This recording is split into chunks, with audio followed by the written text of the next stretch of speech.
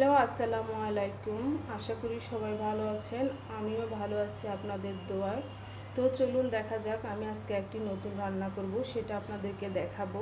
আমি আজকে রান্না করব এই শাকটি। এটা হচ্ছে নোনা শাক। এই শাকটি আমাদের গ্রামগঞ্জে ক্ষেত খামারে পাওয়া যায়। বেশি করে এটি শীতকালে শাকগুলো পাওয়া যায়।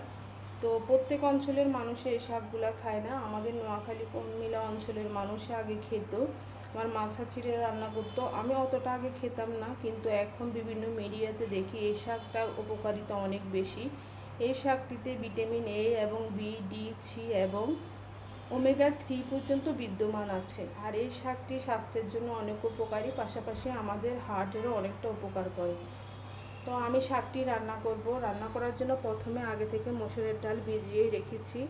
এখন ডালের সাথে দিয়ে দিব পেঁয়াজ,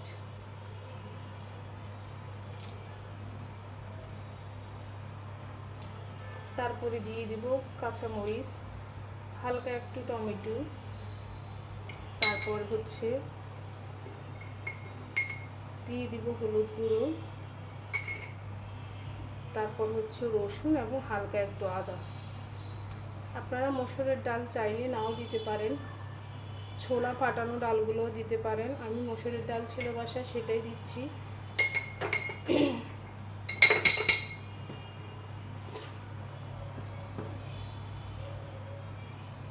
এখন দিচ্ছি লবণ,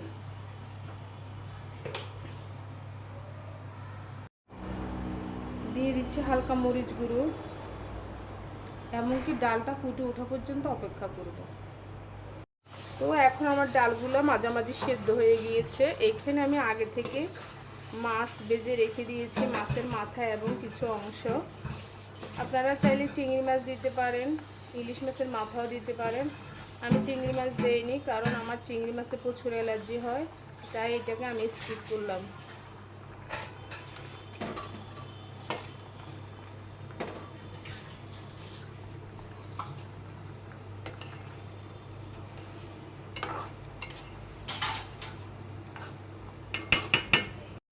তো এখন আমি মাছগুলো তুলে ফেলবো। মাছগুলো যদি না তুলে ফেলি তাহলে মাছগুলো ভেঙে যাবে। আর এখন আমি শাকগুলো দিয়ে দিব।